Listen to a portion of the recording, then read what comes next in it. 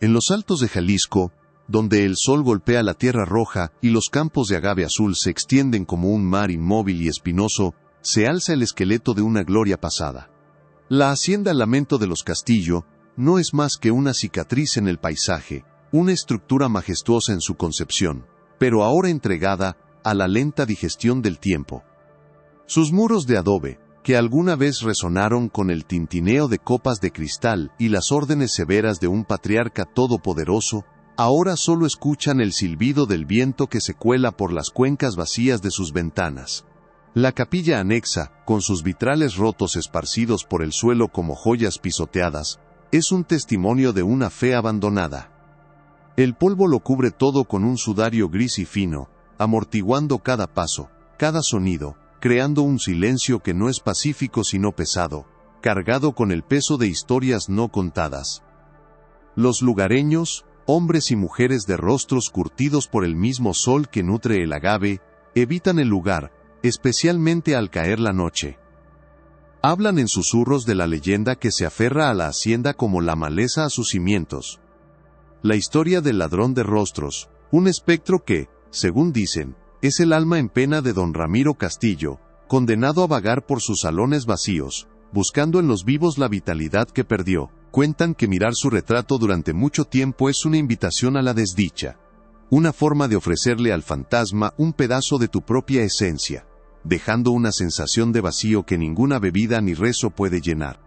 A este escenario de olvido y superstición llegó Sofía Navarro, una mujer cuya vida se regía por la lógica de la química y la precisión de la historia del arte. Para ella, los fantasmas existían solo en la degradación de los pigmentos y los secretos se revelaban bajo la luz ultravioleta, no en los cuentos de Fogata. Fue contratada por los descendientes lejanos de la familia Castillo, un clan disperso que solo compartía un apellido y la incómoda propiedad de esta reliquia en ruinas. Su misión era singular y, en apariencia, simple: restaurar la única pieza de valor que había sobrevivido al saqueo y al abandono, el imponente retrato de su antepasado, don Ramiro. Al llegar, escuchó las advertencias de los pocos jornaleros que la ayudaron a transportar su equipo. Asintió con una paciencia profesional, ofreciendo una sonrisa cortés que era a la vez un escudo y una amable desestimación. Su mente no estaba en los espectros, sino en la logística de establecer un taller temporal en el gran salón, en la composición química de los barnices del siglo XIX, y en la técnica de un pintor, cuyo nombre se había perdido, pero cuya habilidad era innegable. Para Sofía la hacienda no era un lugar embrujado sino un archivo en descomposición, y el retrato no era una reliquia maldita, sino un paciente en estado crítico esperando su intervención. Cada grieta en el yeso, cada viga de madera carcomida, era para ella un dato, un síntoma del paso del tiempo, no la marca de una presencia maligna. Y allí, en el gran salón, presidiendo la decadencia con una autoridad intacta, se encontraba él. El retrato de don Ramiro Castillo era una obra de arte sobrecogedora. Medía casi 2 metros de alto, enmarcado en una pesada estructura de madera tallada con motivos de hojas de acanto que parecían retorcerse como si tuvieran vida propia. El patriarca estaba representado de pie, con una mano apoyada en un globo terráqueo y la otra sosteniendo un libro de contabilidad. Su vestimenta era la de un hombre de poder inmundo, un traje oscuro de corte europeo que no delataba el calor sofocante de Jalisco. La técnica del pintor era exquisita, la textura del terciopelo, el brillo del cuero, la translucidez de la piel en el dorso de su mano, todo estaba ejecutado con una maestría que dejó a Sofía sin aliento. Pero eran los ojos los que perturbaban. El artista había logrado un efecto de profundidad tan realista que parecían no solo observar, sino escudriñar, juzgar. Había una frialdad depredadora en esa mirada, una intensidad que trascendía la mera representación artística. Sofía, como experta, intentó deconstruirlo en términos técnicos. El uso de múltiples capas de veladuras, un punto de luz estratégicamente colocado en la pupila. Sin embargo, una parte de ella, la parte instintiva que yace bajo las capas de conocimiento académico, sintió un escalofrío. Era como si el lienzo no solo contuviera una imagen, sino que también contuviera una presencia, una voluntad atrapada en óleo y barniz, que esperaba pacientemente, observando el mundo desde su prisión bidimensional. La historia que estás a punto de escuchar quedó enterrada por más de un siglo. Antes de desenterrar este secreto, di en los comentarios desde qué ciudad nos acompañas. Y si eres un fascinado por los misterios oscuros como este, asegúrate de que estás suscrito. Los días siguientes se disolvieron en una rutina de concentración silenciosa, un diálogo entre Sofía y la obra de arte moribunda. El aire del salón se llenó con el olor acre de los disolventes y el aroma a trementina, mientras ella trabajaba con la delicadeza de un cirujano. Con hisopos de algodón y una paciencia infinita, comenzó a retirar las capas de barniz oxidado y la suciedad acumulada durante más de 100 años. Bajo su mano experta, los colores comenzaron a resurgir, revelando la paleta original del artista con una viveza sorprendente. Sin embargo, a medida que avanzaba, notó una anomalía que la desconcertó. Ciertas áreas del rostro de don Ramiro, específicamente alrededor de los ojos y la boca, mostraban un tipo de degradación que nunca había visto. No era el craquelado normal que produce el tiempo, ni el daño por humedad. Era algo más orgánico, como si la pintura en esos puntos específicos estuviera adelgazando desde adentro, volviéndose extrañamente translúcida, como una piel que pierde su grosor. En su monólogo interno, barajaba hipótesis. ¿Habría usado el pintor un medio oleoso inestable? ¿Una mezcla de pigmentos incompatible que causaba una reacción química retardada? Cada explicación lógica parecía insuficiente para describir la extraña cualidad vampírica del deterioro, como si el lienzo estuviera de alguna manera consumiéndose a sí mismo en un esfuerzo por mantener la juventud del rostro retratado. Era un rompecabezas puramente técnico, se repetía, una curiosidad académica que resolvería con análisis y estudio. Fue durante la limpieza del marco, una tarea que consideraba secundaria, casi un epílogo a la restauración del lienzo principal, cuando todo cambió. La estructura de madera era una obra de arte en sí misma, pesada y oscura, con tallas profundas y complejas. Mientras pasaba un paño suave humedecido en cera por una de las esquinas inferiores, sus dedos sintieron una irregularidad, una línea casi imperceptible que no correspondía con el patrón del diseño floral. Se detuvo, la curiosidad superando a la rutina. Se inclinó, sus ojos examinando la superficie a escasos centímetros. Allí, camuflada magistralmente entre las volutas de una hoja tallada, había una bisagra diminuta, ennegrecida por el tiempo hasta confundirse con la madera. El corazón de Sofía comenzó a latir con una cadencia diferente, una mezcla de anticipación y un nerviosismo que no supo identificar. Con la punta de una espátula fina, hizo palanca suavemente. Se escuchó un chasquido seco, el sonido de la madera rindiéndose después de un siglo de silencio. Una pequeña sección del marco se abrió hacia adentro, revelando un compartimento secreto, un hueco oscuro no más grande que la palma de su mano. El aire que escapó de su interior era seco y olía a polvo antiguo y a algo más, algo faintly orgánico. Conteniendo la respiración, introdujo sus dedos en la oscuridad y extrajo el contenido. No era una carta, ni una joya, sino algo mucho más extraño. Una colección de pequeños mechones de cabello, de distintos colores, atados con cintas de seda desvaídas, y junto a ellos, una pila de bocetos en miniatura, dibujos a carboncillo sobre papel quebradizo. Eran rostros, decenas de rostros de jóvenes, hombres y mujeres, todos con la misma expresión grabada en sus facciones, un terror puro y congelado. El aire pareció huir de los pulmones de Sofía, y tuvo que apoyar la mano en la pared para firmarse, releyendo con la mirada aquellos ojos aterrorizados. La leyenda del ladrón de rostros ya no era un cuento de viejas, se había convertido en una pista. El silencio que siguió al descubrimiento fue más profundo y pesado que cualquier otro que Sofía hubiera experimentado en la hacienda. El viento que antes parecía un simple murmullo ahora sonaba como un lamento fúnebre que se arrastraba por los pasillos desolados. Sosteniendo los pequeños bocetos con manos que temblaban ligeramente, se sintió una intrusa en una tumba que había permanecido sellada durante más de un siglo. Cada rostro, dibujado con una precisión anatómica escalofriante, era un grito silencioso atrapado en el papel amarillento. No eran meros estudios de un artista. Eran instantáneas de un terror absoluto, el momento final en que la esperanza abandona el cuerpo, y solo queda el conocimiento de un destino ineludible. Sofía, la mujer de ciencia, La escéptica que había sonreído con condescendencia ante las leyendas de los lugareños, ahora se encontraba cara a cara con la evidencia física de que el folclore, a veces, es solo una memoria descolorida de un horror demasiado real para ser contado en voz alta.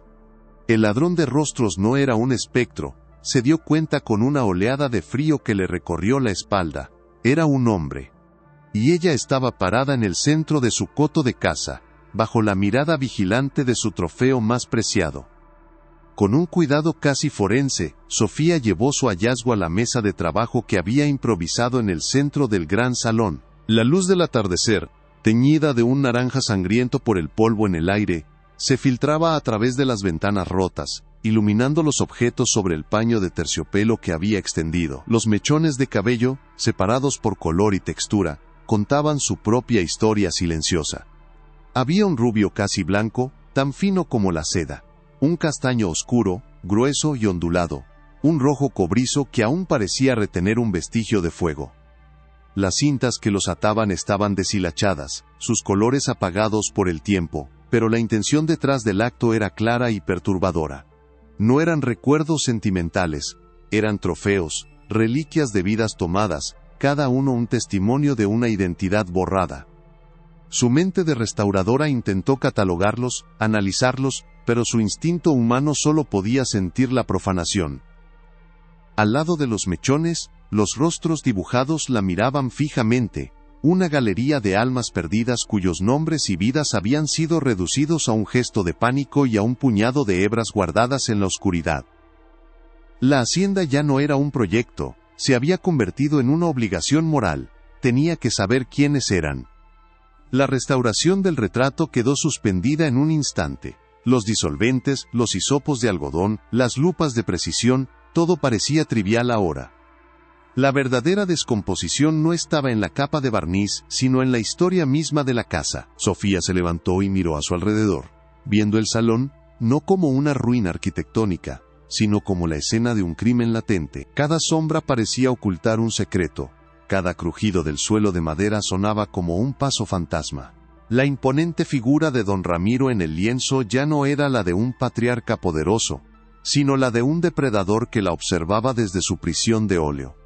Sus ojos pintados, que antes le habían parecido una proeza técnica, ahora contenían una malevolencia activa, un desafío silencioso. En ese momento la misión de Sofía cambió fundamentalmente. Ya no estaba allí para preservar el arte de los Castillo, estaba allí para desenterrar a sus víctimas. Su búsqueda no sería de pigmentos originales o técnicas de pincelada, sino de documentos, de registros, de cualquier fragmento de texto que pudiera dar voz al terror capturado en esos pequeños dibujos a carboncillo. La lógica le dictó su primer movimiento. Para entender al monstruo, primero debía entender su mundo, su casa, su santuario. La búsqueda comenzó en el estudio de don Ramiro, una habitación que, según los pocos registros que había leído, había permanecido intacta desde su muerte. La puerta de roble macizo se abrió con un gemido prolongado, como si exhalara un aliento contenido durante décadas. El aire en el interior era denso y estancado, impregnado de un olor complejo a cuero reseco, a papel quebradizo, y a un rastro químico, faintly metálico, que hizo que la nariz de Sofía se arrugara. Era un olor que no pertenecía a una biblioteca de un hacendado del siglo XIX.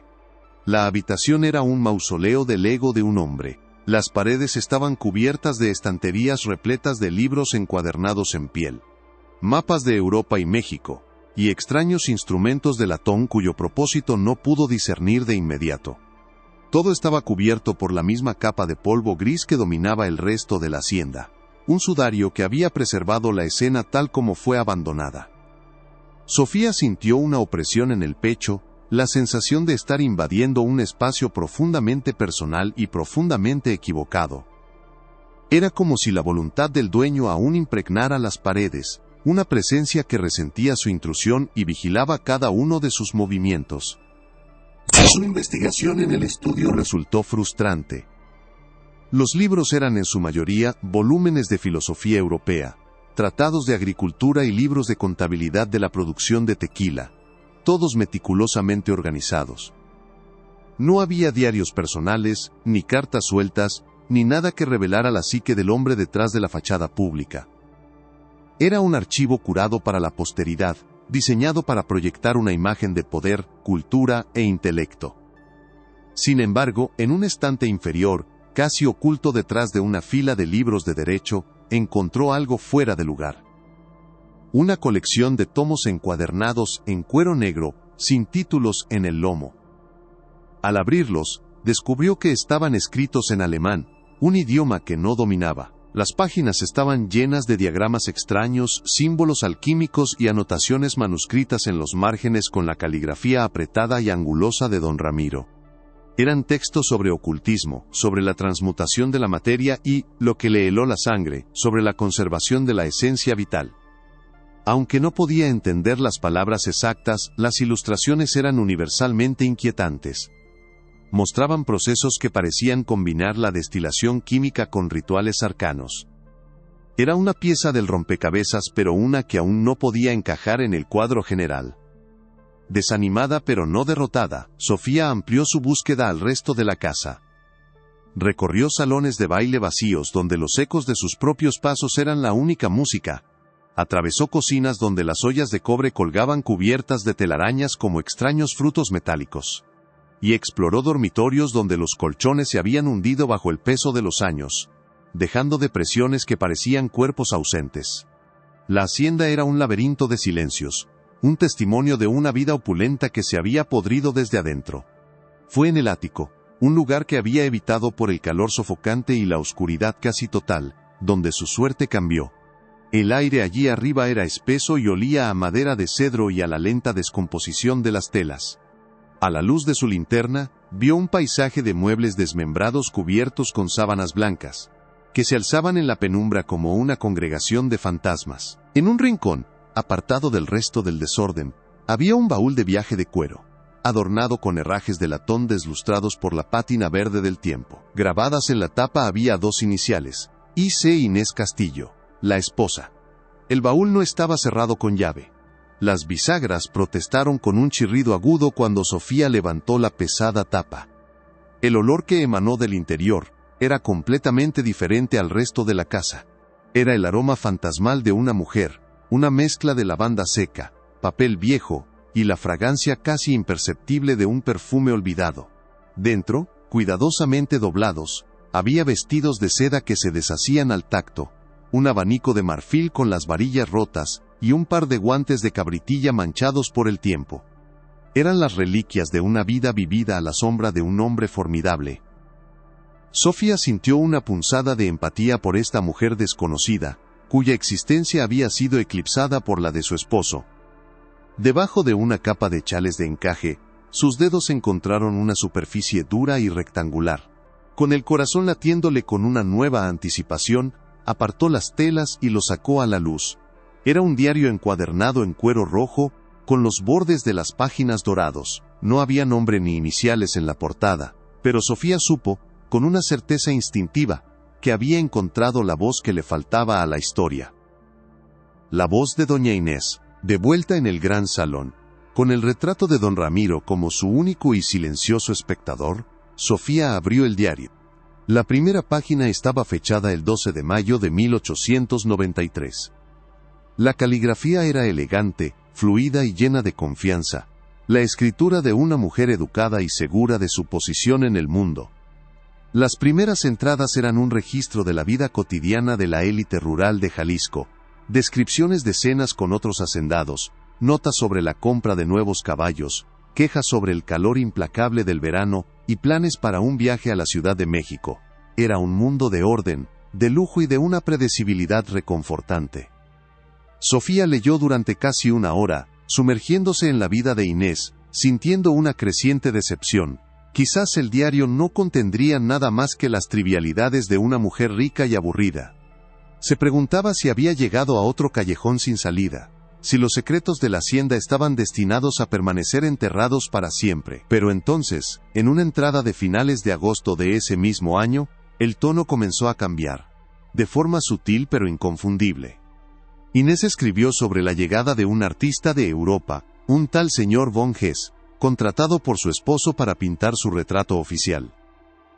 Su descripción inicial era neutra, casi clínica: un hombre alto, de pocas palabras, con unos ojos de un azul tan pálido que resultaban casi transparentes. Mencionó que su acento alemán era denso y difícil de entender, y que pasaba horas encerrado en el estudio con Ramiro, discutiendo no sobre arte, sino sobre química y filosofía. La caligrafía en esta sección, aunque todavía controlada, parecía tener una tensión subyacente, como si la pluma hubiera sido presionada con un poco más de fuerza contra el papel. Inés notó que las conversaciones cesaban abruptamente cada vez que ella entraba en la habitación, y que su esposo, normalmente tan abierto con sus negocios y proyectos, se volvía evasivo y reservado cuando se trataba del retrato. La puerta del estudio, que siempre había estado abierta, ahora permanecía cerrada con llave, un símbolo tangible de su exclusión de una parte cada vez más importante de la vida de su marido. Unas semanas más tarde, las entradas del diario se volvieron más fragmentadas y ansiosas. Inés comenzó a describir olores extraños que emanaban del estudio durante la noche. No era el olor familiar de la trementina, o el aceite de linaza que asociaba con la pintura. Era algo más acre, más químico, a veces con un matiz dulzón y nauseabundo que le recordaba a la carne quemada. Escribió sobre el comportamiento cada vez más errático de su esposo. Ramiro sufría de insomnio, deambulando por la hacienda en las horas previas al amanecer. Su obsesión con el retrato había superado el simple narcisismo. Hablaba de él, no como una imagen, sino como un recipiente. En una entrada particularmente escalofriante, Inés citó a su esposo diciendo: «El óleo y el lienzo pueden capturar más que la simple semejanza querida. Pueden retener la esencia misma, la lozanía que el tiempo insiste en robarnos». La palabra lozanía estaba subrayada 2 veces, la tinta casi rasgando el papel. Sofía sintió un escalofrío al leerla, reconociendo la misma obsesión que había entrevisto en los libros de ocultismo del estudio. Luego, el diario comenzó a registrar las ausencias. Primero fue un joven mozo de cuadra llamado Mateo, un muchacho conocido por su vitalidad y su sonrisa fácil. La explicación oficial fue que había huido para unirse a una banda de forajidos. Nadie lo cuestionó. Un mes después, desapareció una de las cocineras más jóvenes, una chica llamada Elena, cuyo cabello rojo era la comidilla de los otros jornaleros. Se dijo que se había ido a Guadalajara en busca de una vida mejor. Una por una, a lo largo de los siguientes 2 años, Inés documentó la desaparición de al menos una docena de los trabajadores más jóvenes y saludables de la hacienda. Cada vez, se proporcionaba una explicación plausible, pero el patrón era innegable y aterrador. El terror de Inés era palpable en las páginas. Su caligrafía, antes tan perfecta, se había vuelto irregular y temblorosa. Las frases se interrumpían, los pensamientos quedaban inconclusos. Escribía sobre el miedo que sentía al cruzarse con su esposo en los pasillos, sobre cómo evitaba su mirada, temiendo lo que podría ver en ella. La conexión más directa y horrible llegó en una entrada de la primavera de 1895. Inés describió cómo, después de cada desaparición, el señor von Hess pasaba la noche entera trabajando en el retrato, y a la mañana siguiente, ella notaba un cambio sutil pero innegable en el rostro pintado de su esposo. Parecía más joven, más vibrante. Una nueva luz parecía brillar en sus ojos de óleo, una arruga cerca de la boca parecía haberse suavizado. Al mismo tiempo, el Ramiro de carne y hueso también parecía rejuvenecido, como si se hubiera alimentado de una fuente invisible de energía. Escribió: «Es como si la pintura se alimentara de nuestra gente. Cada vez que uno de los jóvenes se va, una parte de su vida se transfiere al lienzo, y de allí a mi marido. Estoy casada con un hombre que se adorna con las vidas robadas de otros. Siento que esta casa se está convirtiendo en una tumba, y que este retrato es su lápida». La tinta de esta entrada estaba manchada en varios lugares, como si las lágrimas hubieran caído sobre la página mientras escribía. Sofía cerró el diario con un movimiento lento y deliberado. El aire en el gran salón pareció volverse más frío, más denso. Las piezas del rompecabezas estaban comenzando a encajar, formando una imagen de una perversidad casi inimaginable. Tenía los rostros aterrorizados, los mechones de cabello, los libros de ocultismo y ahora, el testimonio de una testigo ocular aterrorizada. El diario de Inés era la narrativa que unía todos los elementos dispares, proporcionando un contexto y una cronología al horror. Sin embargo, sabía que no era suficiente. Para el mundo exterior, esto seguiría siendo la historia de una mujer paranoica y supersticiosa. Las acusaciones eran demasiado monstruosas para ser creídas sin una prueba irrefutable. Necesitaba algo más, algo objetivo, un documento oficial que corroborara las desapariciones que Inés había registrado con tanto pánico. Necesitaba conectar los nombres susurrados en el diario con registros oficiales, con algo que existiera fuera de los muros embrujados de la hacienda El Lamento de los Castillo. Su mente, entrenada para encontrar patrones y verificar procedencias, comenzó a trabajar febrilmente. El diario proporcionaba un marco de tiempo preciso, 1893 a 1895. Y aunque Inés solo mencionaba los nombres de pila de algunas víctimas, era un comienzo, donde se registraría la existencia de un jornalero en el México rural de finales del siglo XIX. No en los libros de contabilidad de la hacienda, que sin duda habrían sido controlados y alterados por don Ramiro. La respuesta era obvia, casi elemental: la iglesia. Los archivos parroquiales. Cada vida, sin importar cuán humilde, era registrada por la iglesia en el momento del bautismo, el matrimonio y la muerte. Si podía encontrar los registros de nacimiento de los jóvenes que trabajaban en la hacienda durante ese periodo, y luego demostrar que simplemente desaparecieron de todos los registros posteriores, tendría la primera pieza de evidencia externa que necesitaba. La investigación tenía que salir de la hacienda. Tenía que ir al pueblo. El sol comenzaba a ponerse, pintando el cielo sobre los campos de agave con tonos de violeta y carmesí. Sofía empacó una pequeña mochila con lo esencial: una botella de agua, su cámara para fotografiar las páginas del diario y los bocetos, y una linterna. La idea de pasar otra noche en la hacienda, con el conocimiento que ahora poseía, era insoportable. Mientras se preparaba para irse, su mirada se posó una vez más en el retrato. Ahora lo veía con una claridad aterradora. No era una pintura.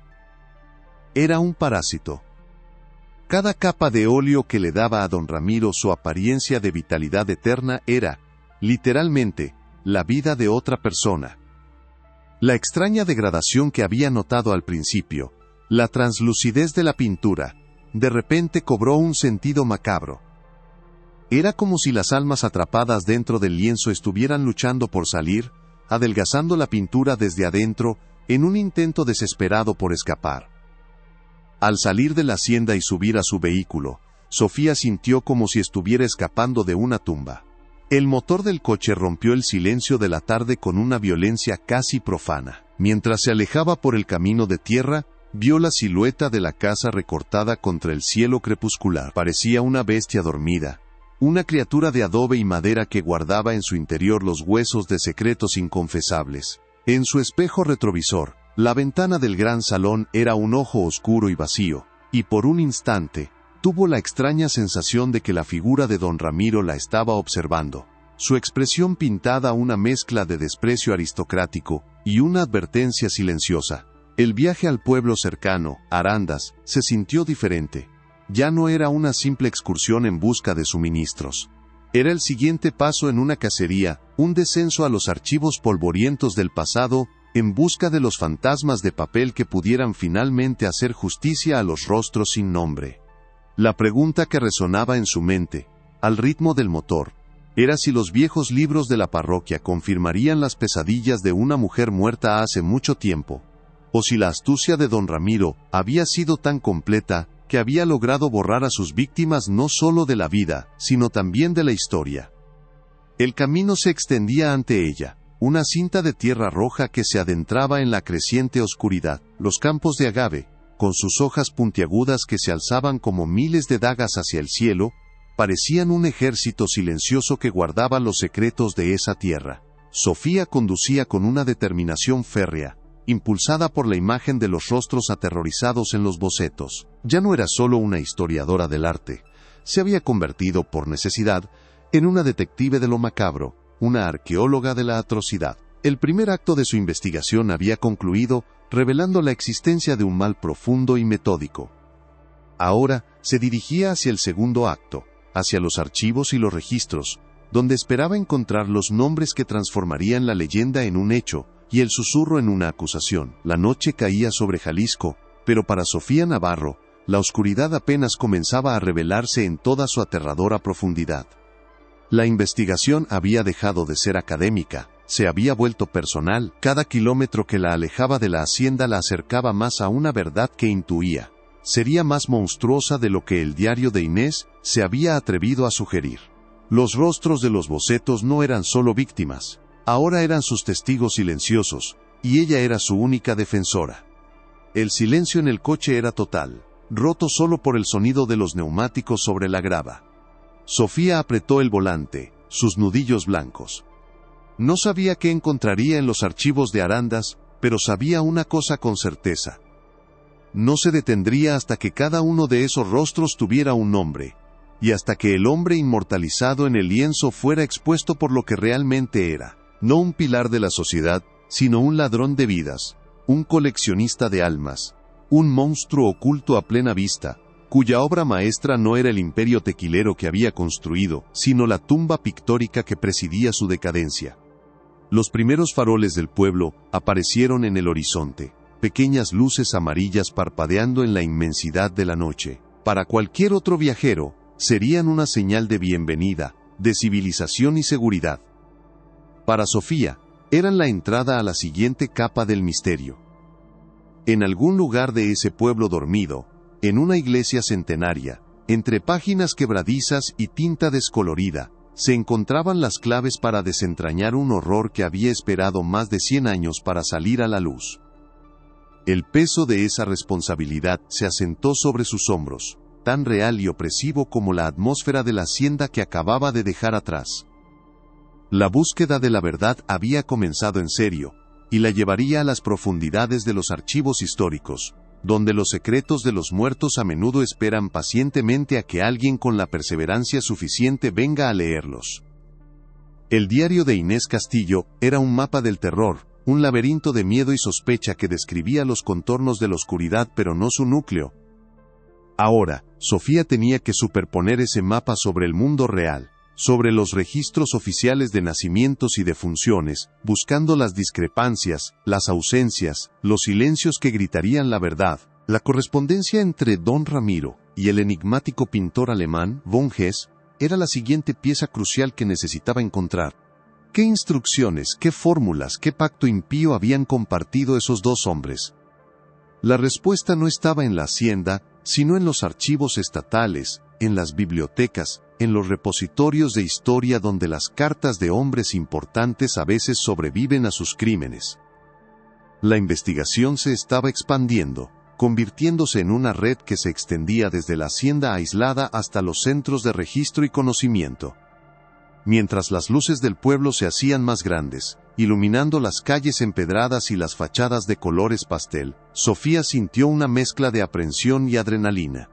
Estaba a punto de perturbar la paz de los muertos, de exhumar una historia que la comunidad local había preferido olvidar, transformándola en una leyenda inofensiva. La leyenda del ladrón de la iglesia de San Miguel Arcángel en Arandas no era solo un lugar de fe. Era un archivo viviente, un repositorio de todas las almas que habían nacido, amado y muerto bajo su sombra durante siglos. Sofía Navarro entró en su penumbra fresca, un alivio bienvenido del sol implacable de Jalisco. El aire en el interior era una mezcla compleja de incienso frío, cera de velas derretida y el olor seco y ligeramente dulce del papel en descomposición. Fue recibida por el padre Manuel, un hombre anciano cuyo rostro era un mapa de arrugas amables y cuyos ojos, detrás de unos gruesos lentes, contenían la paciencia de quien ha escuchado 1 millar de confesiones. Sofía le explicó su propósito con una cuidada mezcla de verdad y omisión. No habló de rituales ni de rostros aterrorizados, sino de una investigación histórica sobre las condiciones laborales en las haciendas del Porfiriato, centrándose en la de los Castillo. El sacerdote, aunque curioso, asintió con la cabeza y la condujo a una pequeña habitación contigua a la sacristía, donde los registros parroquiales se guardaban en pesados libros encuadernados en cuero, apilados en estantes que se combaban bajo su peso. La dejó sola con la historia, con el silencio de la iglesia como única compañía. El trabajo fue arduo y monótono, un ejercicio de paciencia que puso a prueba la determinación de Sofía. Con guantes de algodón para proteger las frágiles páginas, comenzó a examinar los libros que correspondían al período entre 1893 y 1895. Cada página era un susurro del pasado, la caligrafía de diferentes párrocos registrando los hitos de la existencia humana. El olor a polvo y tiempo se desprendía con cada vuelta de página. Buscaba los nombres que Inés había mencionado en su diario: Mateo, el mozo de cuadra; Elena, la cocinera de cabello rojo. Los encontró en los registros de bautismo, cada uno una entrada simple que confirmaba su existencia, su edad aproximada, los nombres de sus padres. Eran reales. Eran más que simples nombres en un diario asustado. Eran personas que habían respirado el mismo aire que ella. Luego, cruzó esa información con los registros de defunción. No había rastro de ellos. Ni de Mateo, ni de Elena, ni de ninguno de los otros 10 nombres que había logrado descifrar de las anotaciones de Inés. Simplemente se desvanecían. Eran fantasmas en los archivos, su existencia confirmada por su nacimiento pero negada por la ausencia de una muerte registrada. El silencio en los libros era más elocuente que cualquier palabra. Frustrada por la falta de pruebas concretas, Sofía se dio cuenta de que necesitaba encontrar al catalizador de toda la atrocidad: el pintor, el enigmático señor von Hess. El diario de Inés lo describía como un alemán, un químico y un filósofo tanto como un artista. Sofía sabía que un hombre con tal conjunto de habilidades y conexiones con una figura tan poderosa como don Ramiro debía haber dejado algún rastro, por débil que fuera. Su búsqueda la llevó de los archivos parroquiales a los archivos estatales en Guadalajara, un edificio imponente donde la burocracia del pasado estaba catalogada y preservada. Pasó días enteros revisando registros de inmigración, licencias comerciales y manifiestos de barcos de la época. El nombre von Hess era un fantasma, demasiado común o quizás un alias. Su mente de investigadora buscaba una nueva conexión. Recordó los libros en alemán en el estudio de Ramiro, los textos sobre alquimia. Von Hess no era solo un pintor, era un ocultista. Con esta nueva perspectiva, cambió sus parámetros de búsqueda, buscando no artistas, sino académicos, químicos o consultores de origen alemán, con intereses esotéricos que hubieran residido en Jalisco durante ese tiempo. El avance llegó de una fuente inesperada: los registros comerciales del puerto de Veracruz. Allí, en un libro de contabilidad polvoriento, que registraba las importaciones de finales del siglo XIX, encontró el nombre de Conrad von Hess. No estaba listado como artista, sino como importador de pigmentos raros y productos químicos de Alemania. Lo que llamó la atención de Sofía fue la naturaleza de los envíos. Grandes cantidades de óxidos metálicos, aceites exóticos, y lo más extraño de todo, equipos de destilación y hornos de alta temperatura. Artículos que no tenían cabida en el estudio de un pintor de retratos convencional. Los registros mostraban que estos envíos estaban destinados a la hacienda El Lamento de los Castillo, pagados directamente por don Ramiro. Sofía sintió una oleada de adrenalina fría. Este era él, Conrad von Hess. El arquitecto del horror, el hombre que había proporcionado a don Ramiro, no solo el arte sino la ciencia perversa para llevar a cabo su plan monstruoso. El nombre ya no era un susurro en un diario, era una entidad tangible, un hombre de negocios cuya mercancía era la materia prima de las pesadillas. Con un nombre concreto, la búsqueda se aceleró. Sofía descubrió que Conrad von Hess había mantenido una correspondencia regular con varias sociedades académicas y esotéricas en Europa. Su reputación no era la de un gran artista, sino la de un erudito renegado, un hombre cuyas teorías sobre la química del alma y la transmigración de la esencia vital a través de medios inorgánicos le habían valido el ostracismo de la comunidad científica convencional. En el archivo histórico de la Universidad de Guadalajara, entre los papeles donados de un coleccionista privado, encontró lo que había estado buscando: un pequeño legajo de cartas intercambiadas entre don Ramiro Castillo y Conrad von Hess. El papel era grueso y de alta calidad, la tinta aún oscura y legible. La caligrafía de Ramiro era audaz y expansiva, llena de la impaciencia de un hombre acostumbrado a dar órdenes. La de von Hess, en cambio, era pequeña, precisa y desprovista de toda emoción, como la escritura de un entomólogo describiendo un espécimen. Las cartas eran un descenso a la locura metódica, no hablaban de arte en términos de estética, sino de eficacia. Von Hess instruía a Ramiro sobre la preparación de los componentes primarios, un eufemismo que a Sofía le heló la sangre. En una misiva fechada el 7 de junio de 1893, von Hess escribía con una frialdad escalofriante: el sujeto debe ser joven y poseer una constitución robusta. La vitalidad es el ingrediente clave. El proceso de extracción debe realizarse en el punto de máxima angustia emocional, ya que es en ese momento cuando la esencia se desprende más fácilmente del recipiente físico. La pintura no es meramente representativa, es un acumulador. Cada capa de pigmento, debidamente preparada, actuará como un condensador para la energía vital liberada. Sofía tuvo que detenerse, el aire se le escapaba de los pulmones. Estaba leyendo la receta de un asesinato en serie, descrita con el desapego de un manual de laboratorio. La maldad que emanaba de esas páginas no era pasional ni caótica, era intelectual, sistemática, y por eso mismo, infinitamente más aterradora. Don Ramiro, por su parte, se revelaba no solo como un cliente, sino como un estudiante entusiasta. Sus cartas estaban llenas de preguntas sobre la pureza de los materiales, la duración del ritual y, sobre todo, la permanencia del efecto. Quería saber si el rejuvenecimiento sería duradero, si el lienzo podría contener la esencia de múltiples sujetos, si el proceso podría repetirse indefinidamente. En una carta, su obsesión se mostraba en toda su crudeza. No me interesa la semejanza, von Hess. Me interesa la absorción. Quiero que el lienzo beba su juventud para que yo pueda beber de él. La imagen que debe perdurar no es la de mi vejez, sino la de mi victoria sobre el tiempo. Sofía sintió náuseas.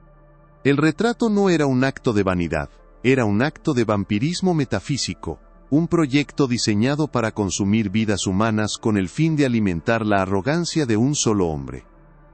Las cartas confirmaban las peores pesadillas de Inés, dándoles una estructura y un propósito que la pobre mujer solo había podido intuir.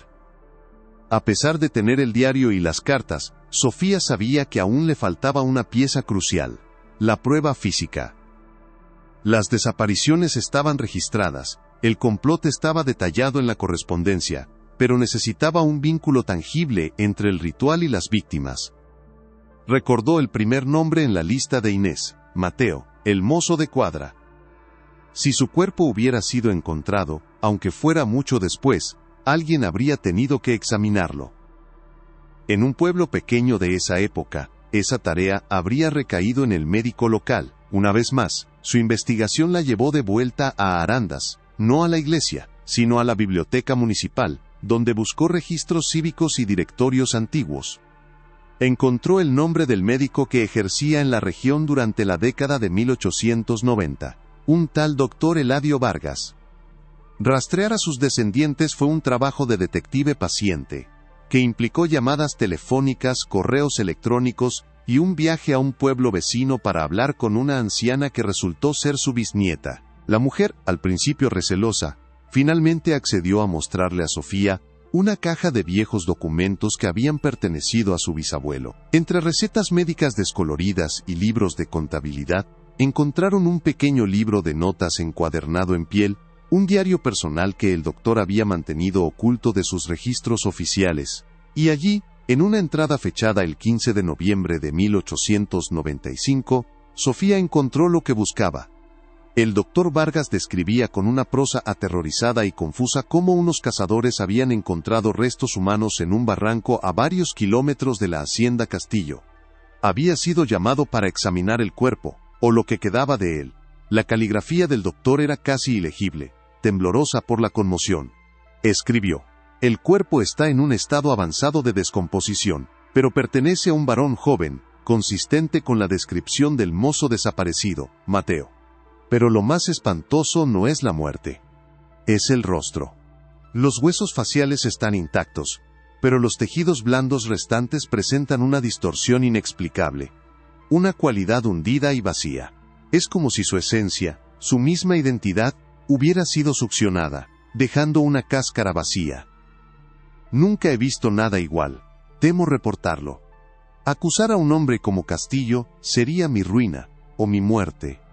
Que Dios perdone mi silencio. El diario del Dr. Vargas era la pistola humeante. Era el testimonio de un hombre de ciencia que, aterrorizado, describía las secuelas físicas de un crimen que no podía comprender. La descripción de la cáscara vacía resonaba con las leyendas locales del ladrón de rostros y con la obsesión de Ramiro por la absorción.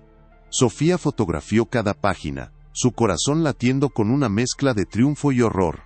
Ahora tenía el testimonio de la esposa, las confesiones de los perpetradores y la autopsia no oficial de una víctima.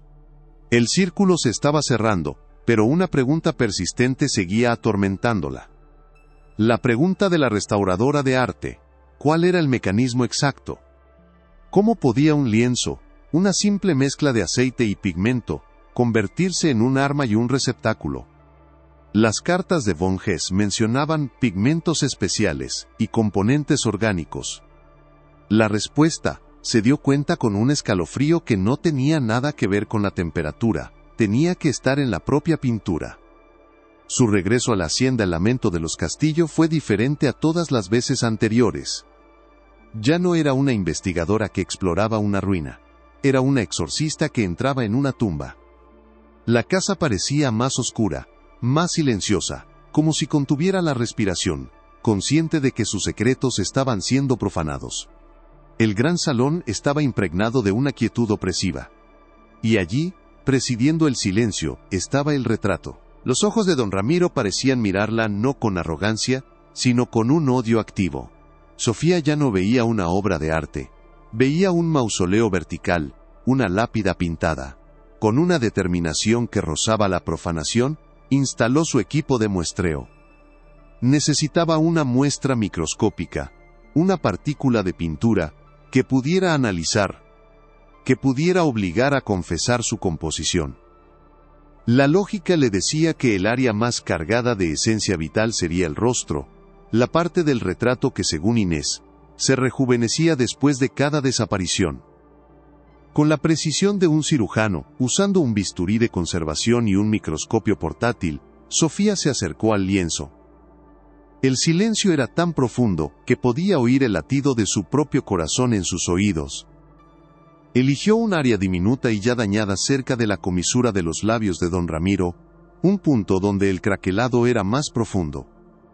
Con un movimiento increíblemente delicado, levantó una partícula de pintura no más grande que un grano de arena. La colocó en un vial de vidrio estéril, sintiendo el peso de su acción. Estaba tomando una muestra no solo de una pintura, sino de un crimen. De los restos de una vida humana. Al sellar el vial, sintió una oleada de frío en la habitación, como si una puerta invisible se hubiera abierto, liberando un aliento gélido desde el interior del lienzo. Se retiró rápidamente, sin atreverse a mirar hacia atrás, sintiendo la mirada pintada de don Ramiro clavada en su espalda como dos dagas de hielo. El viaje al laboratorio de la universidad en Guadalajara fue tenso. Sofía conducía con el pequeño vial asegurado en una caja acolchada en el asiento del pasajero, tratándolo con la reverencia y el temor que se le daría a una reliquia sagrada y maldita. En el laboratorio de química analítica, bajo las luces fluorescentes y el zumbido de los equipos de alta tecnología, el horror del siglo XIX se encontró con la ciencia del siglo XXI. Utilizó un espectrómetro de masas, un dispositivo capaz de identificar la composición elemental de una muestra con una precisión increíble. Colocó la diminuta partícula de pintura en la cámara de análisis y comenzó el proceso. La espera fue agonizante. Los minutos se estiraron en una eternidad mientras la máquina zumbaba, bombardeando la muestra con iones y analizando los fragmentos resultantes. Sofía observaba la pantalla de la computadora, donde los gráficos y los datos comenzaban a aparecer, una cascada de información incomprensible para un profano, pero un lenguaje que ella había aprendido a leer. Primero, los resultados esperados, trazas de plomo, zinc y cadmio, los componentes básicos de los pigmentos al óleo de la época. Luego, los aglutinantes de aceite de linaza. Todo normal. Su corazón se hundió por un momento, temiendo haber llegado a otro callejón sin salida. Pero entonces, la máquina identificó un compuesto orgánico en una concentración inusualmente alta. Un compuesto que no tenía por qué estar allí. Era fosfato de calcio. Sofía frunció el ceño, su mente recorriendo las posibilidades. El fosfato de calcio es el componente principal de los huesos. Podría provenir de pigmentos de origen animal como el negro de hueso. Pero la concentración era demasiado alta, y su estructura cristalina, según el análisis, era consistente con la de los huesos que han sido sometidos a temperaturas extremadamente altas. Huesos calcinados. Huesos humanos. El aire abandonó sus pulmones en una exhalación siseante. No era una suposición. Era una certeza científica. La pintura contenía ceniza de hueso humano. ¿Qué parte de esta sombría revelación te ha impactado más? Deja tu reacción en los comentarios. El mundo de Sofía se inclinó sobre su eje. La verdad en su totalidad se estrelló contra ella con la fuerza de un golpe físico. Se apoyó en la fría encimera del laboratorio para no caer. No era solo asesinato. Era una profanación de una magnitud que su mente apenas podía concebir. Don Ramiro y Von Hess no solo mataban a sus víctimas para robar su esencia. El ritual era mucho más literal, mucho más industrial en su horror. Secuestraban a los jóvenes jornaleros, los asesinaban en el apogeo de su terror, y luego incineraban sus cuerpos en los hornos que Von Hess había importado de Alemania. Las cenizas, los últimos restos físicos de una vida humana, eran cuidadosamente recolectadas, molidas hasta convertirlas en un polvo fino, y luego mezcladas con aceite de linaza y pigmentos para crear la pintura. Cada vez que el rostro de don Ramiro en el lienzo comenzaba a mostrar signos de envejecimiento pictórico, Von Hess aplicaba una nueva capa de esta pintura macabra. Un retoque que no solo rejuvenecía la imagen, sino que añadía otra alma al colectivo atrapado dentro del lienzo. La revelación de doble fondo era completa. El crimen inicial era el asesinato. El horror más profundo era que el retrato no era simplemente un objeto maldito por los crímenes que había presenciado. Era, literalmente, una tumba pictórica. Estaba compuesto por los restos físicos de sus víctimas. La lozanía que don Ramiro buscaba robar no era una metáfora. Era una sustancia tangible. Una capa de pintura hecha de la vida pulverizada de otra persona. Sofía ahora entendía todo. Los olores químicos que Inés describía. La necesidad de los hornos. La insistencia de Von Hess en la preparación de los componentes. La extraña degradación de la pintura como si las almas atrapadas estuvieran luchando contra su prisión de aceite. El ladrón de rostros no solo robaba la imagen o el espíritu. Robaba la sustancia misma de sus víctimas para remendar su propia imagen. El arte se había convertido en el vehículo del canibalismo. Sofía se quedó en el laboratorio hasta el amanecer, rodeada por el zumbido silencioso de las máquinas. Sobre la mesa, había dispuesto todas las piezas del rompecabezas, los bocetos de los rostros aterrorizados, las fotografías del diario tembloroso de Inés, las transcripciones de las cartas fríamente metódicas entre Ramiro y Von Hess, el informe del aterrorizado Dr. Vargas, y finalmente, la impresión del análisis espectral, la prueba científica e irrefutable. El folclore se había convertido en historia. La leyenda se había convertido en un expediente de caso. Tenía todo lo que necesitaba para reconstruir la verdad, para dar nombre a los sin rostro, y para exponer al hombre del retrato no como un patriarca, sino como un monstruo. La investigación había llegado a su fin. Ahora comenzaba la confrontación. Miró por la ventana el cielo que comenzaba a clarear, pero en su mente solo podía ver la oscuridad del gran salón y los ojos del retrato, que ya no guardaban un secreto, sino que eran el secreto mismo.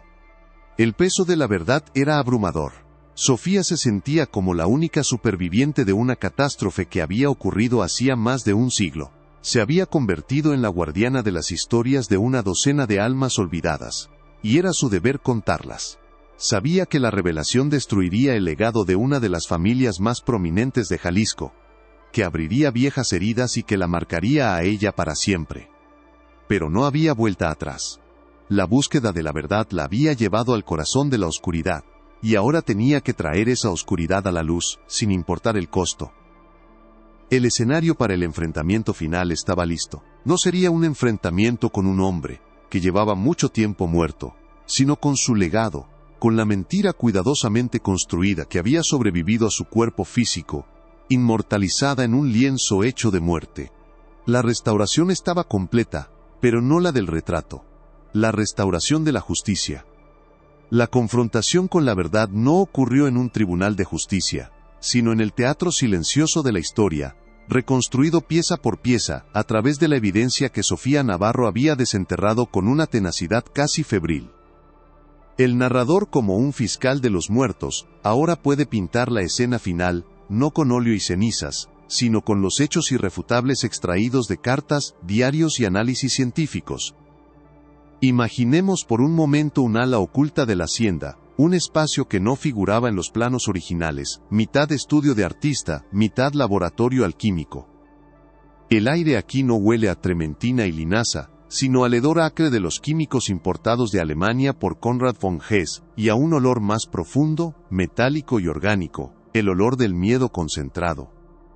Don Ramiro Castillo, el patriarca de impecable fachada pública, no observa el proceso con la pasividad de un mecenas, sino con la intensidad febril de un adicto a punto de recibir su dosis. Es un participante activo, un estudiante devoto de la ciencia perversa de von Hess, y frente a ellos, atado a una silla en una pose forzada para simular un estudio de vida, se encuentra el sujeto. Podría ser Mateo, o Elena, o cualquiera de la docena de jóvenes cuya vitalidad se había convertido en su sentencia de muerte. La luz de las lámparas de aceite se refleja en sus ojos desorbitados, una expresión de terror puro que von Hess captura con trazos rápidos y precisos en sus pequeños bocetos, los mismos que Sofía encontraría un siglo después, testimonios mudos de los últimos momentos de una vida. No hay gritos, el silencio es una parte crucial del ritual, una quietud que permite que la angustia se acumule, que la esencia vital, como creían, se separe del cuerpo y se vuelva maleable, lista para ser cosechada.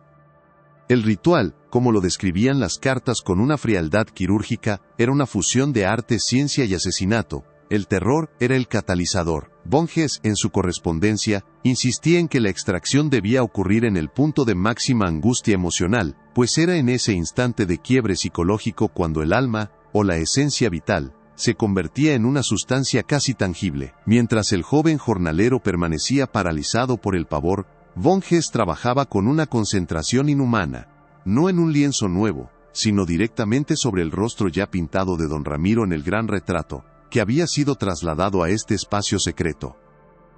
El pintor no usaba pigmentos comunes.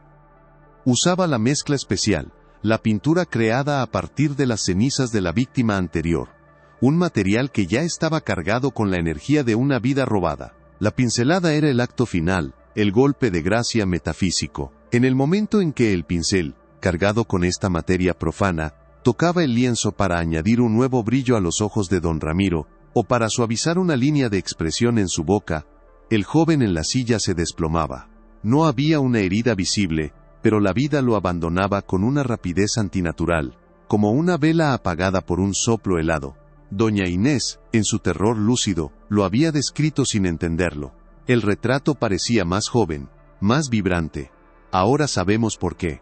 Cada retoque era una transfusión, una capa de vitalidad, húmeda y obscena, aplicada sobre la imagen de un hombre que se negaba a envejecer, alimentando su efigie con las vidas que él mismo consumía. Esta reconstrucción, tan vívida en su horror, fue la que Sofía Navarro presentó, no a un jurado, sino a los descendientes de la familia Castillo, y a un pequeño comité de la Sociedad Histórica de Jalisco. La reunión tuvo lugar en una sala de conferencias moderna y estéril, un contraste brutal con el escenario de los crímenes.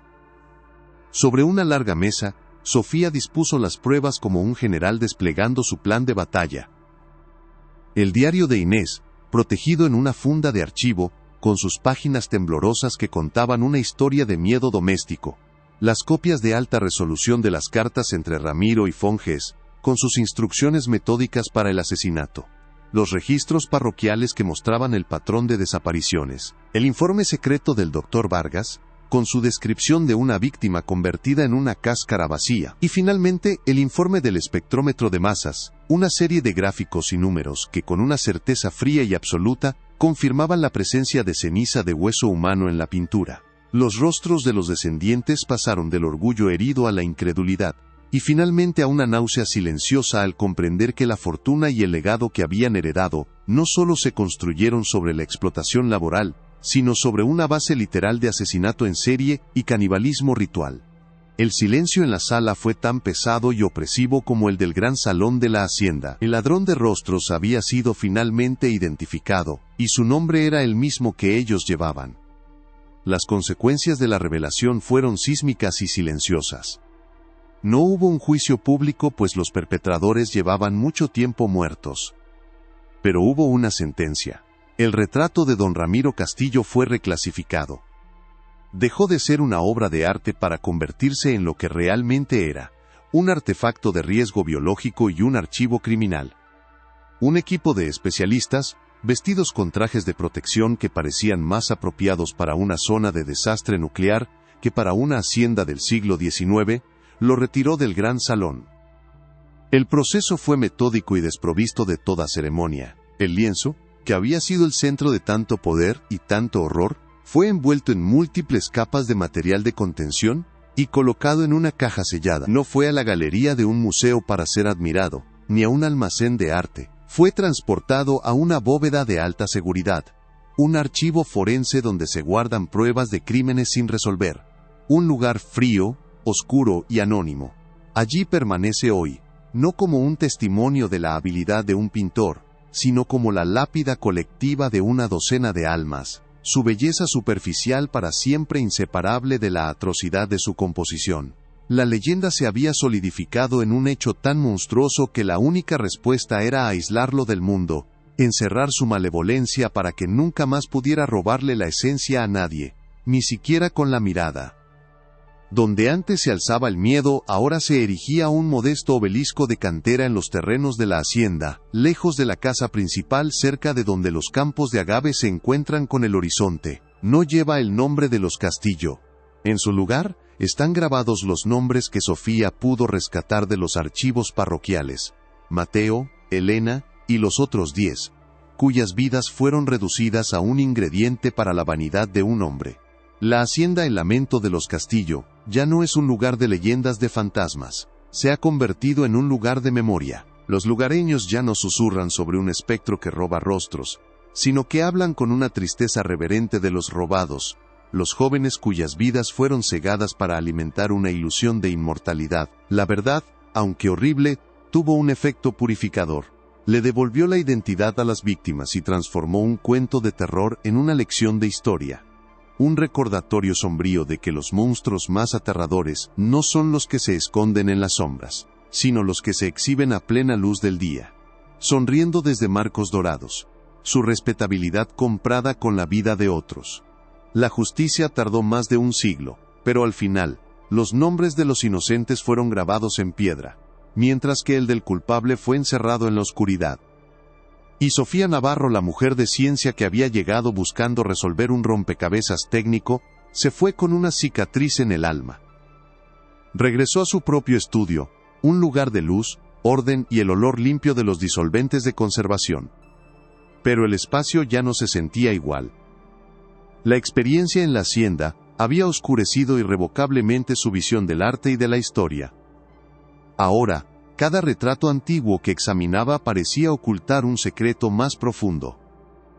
Cada par de ojos pintados, sin importar cuán magistralmente ejecutados, contenía una pregunta inquietante. Se encontraba a sí misma desviando la mirada, incapaz de sostenerla de las figuras en los lienzos, como si temiera que una parte de ella pudiera ser absorbida a través de la delgada capa de barniz. La búsqueda de la verdad le había dado respuestas, pero también le había dejado una pregunta perpetua que resonaría en su mente por el resto de su vida.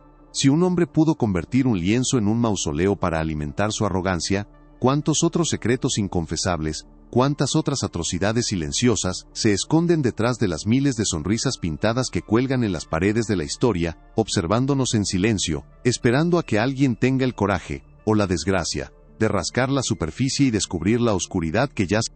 Si la búsqueda de la verdad en este caso te ha mantenido cautivo hasta el final, demuestra tu apoyo dando un me gusta al video y compartiéndolo con alguien que también adore un buen misterio. Y para no perderte ninguna de nuestras futuras investigaciones en Archivos Olvidados, suscríbete y activa la campana.